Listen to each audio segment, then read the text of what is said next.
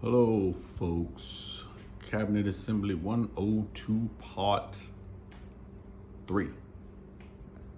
Almost done. As you can see, it's got the shelves in. I got the shelves in, and I got to put a drawer down here, which is this piece right here, and that piece there, and then there's more tools to put all this together with. Got hinges here and the door handles there, and we got the doors themselves right here, as you can see.